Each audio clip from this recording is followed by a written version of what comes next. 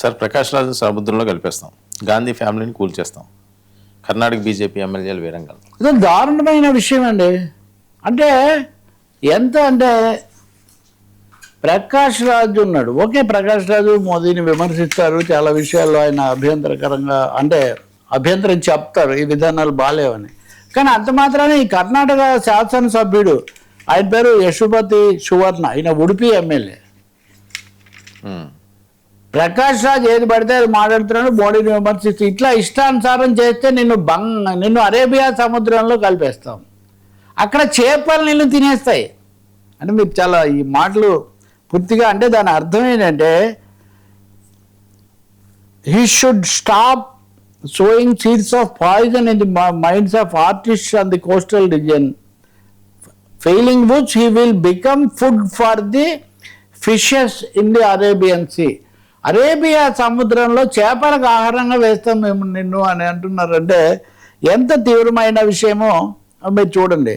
అంతకు ముందు కూడా కొన్నిట్లో చేయడానికి ప్రయత్నించారు. అంటే ఈయన కాక్రోచ్ జనతా పార్టీ విద్యార్థుల ఆందోళనలో పాల్గొనటము, అక్కడ మద్దతు తెలపటము, ఇవన్నీ మనం చూసాం. ధైర్యంగా వెళ్ళాడు. చాలామంది బాలీవుడ్ నటులు చాలామంది వెళ్ళారు. ఒక తెలుగు వాళ్ళే పెద్ద ప్రముఖ నటులు ఎవరు వెళ్ళలేదు, గొంతు కలపలేదు. మహిళలు ఒకరిద్దరు దర్శకులు చేశారు కదా, దాన్ని భరించలేక మరి ఈ స్థాయిలో రెచ్చిపోయి అరేబియా సముద్రంలో కలిపేస్తాము ఈ స్థాయిలో మాట్లాడితే ఇంకా ప్రజా జీవితంలో, అందులో శాసనసభ్యుడు కూడా ఈయనకు అసలు ఈ విధంగా మాట్లాడే అలవాటు కూడా. రాహుల్ గాంధీ మీద, ప్రియాంక గాంధీ మీద ఇంకా తీవ్రంగా మాట్లాడారు. ఏమనంట, leader of opposition Rahul Gandhi family would be destroyed in the same manner as the Babri Masjid was demolished in 1992. Babri మసీదును ఏ విధంగా ధ్వంసం చేశామో మీ కుటుంబం మొత్తాన్ని, ఒకరిని కూడా కాదు, ధ్వంసం చేస్తాము అని ఈయన శాసనసభ్యుడిగా ఉండి, అందులో కర్ణాటక అనేది కాంగ్రెస్ ప్రభుత్వం ఉంది అక్కడ, అంతకుముందు బీజేపీ ప్రభుత్వం కూడా ఉంది. సో ఈ స్థాయిలో మాట్లాడడం తీవ్రమైన సంచలనమే కాదు, చాలా అభ్యంతరకరమైన అప్రజాస్వామికమైన విషయం. గతంలో కూడా కర్ణాటకలో ఇద్దరో ముగ్గురో బీజేపీ విమర్శకులు లేకపోతే హిందుత్వ భావజాలాన్ని వ్యతిరేకించేవాళ్ళు, వాళ్ళని చంపేయడాలు ఇట్లాంటివి కూడా మనం చూసాం.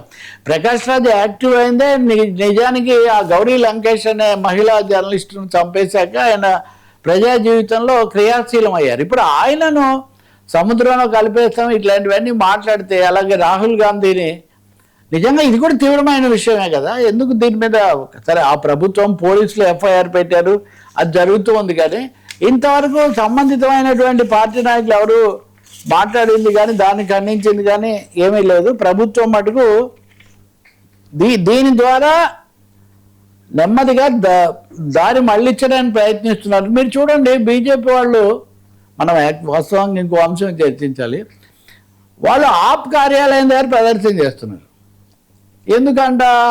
అంటే పంజాబ్లో 6 పరీక్షా పత్రాలు లీక్ అయ్యాయంట. పంజాబ్లో ఆప్ ప్రభుత్వం ఉంది కదా, కాబట్టి మీరు దీని మీద మీరు ఇందాక డిఎస్సి గురించి కూడా మనం చూసాం. అది కాకపోతే ఇక్కడ కూటమే ఉంది, పంజాబ్లోనేమో ఆప్ ఉంది అని. కాబట్టి డైవర్షన్ అన్నది ఒక భారీ ఎత్తున మొన్న ఈ బొద్దింకల యుద్ధం ఇదంతా వచ్చిన తర్వాత ఒక విధంగా డిఫెన్స్లో పడిపోయిన కూటమి, మరీ ముఖ్యంగా బీజేపీ, దీని నుంచి దృష్టి మళ్లించడం కోసం చాలా అసందర్భమైన విషయాలు తెచ్చి రెచ్చగొట్టడానికి ప్రయత్నిస్తుంది అన్న ఆరోపణ ఒకటి ఉంది. తప్పకుండా వీటి మీద చర్యలు తీసుకోవాల్సిన అవసరం కూడా కనిపిస్తుంది. రాహుల్ గాంధీ దాని మీద ఏమో పోలీసులు ఎఫ్ఐఆర్ పెట్టారు. ప్రకాష్ రాజ్ విషయంలో ఇంకా అది చేసినట్లేరు. అంతకు ముందు కూడా అక్కడెక్కడ ఆశ్రమంలో జరిగిన దాని మీద కూడా ఈయన ఏదో అని చెప్పడం, తర్వాత అది వెనక్కిపోయింది. మళ్ళీ కేరళలో ఏదో భూమికి సంబంధించి ఏదో ఒక అంశంలో ప్రకాష్ రాజును ఇరికించడము అన్నదైతే భారీ ప్రయత్నం జరుగుతున్నట్టుగా కనిపిస్తుంది. అలాగే ఆయనకు 2 చోట్ల ఓట్లు ఉన్నాయని కొన్నిసార్లు. వేటికి తర్వాత లీగల్ కంటిన్యూషన్ ఉండట్లేదు. మొదటి మటుకు చాలా బెదిరించడం, అంటే సైలెన్సింగ్ ది క్రిటిక్స్. ఎవరైతే విమర్శిస్తారో వాళ్ళ నోళ్ళు మూయించటం కోసం బెదిరించటం, కొన్నిసార్లు దాడులు చేయడం జరుగుతుంది. ఇది చాలా దారుణమైన విషయం.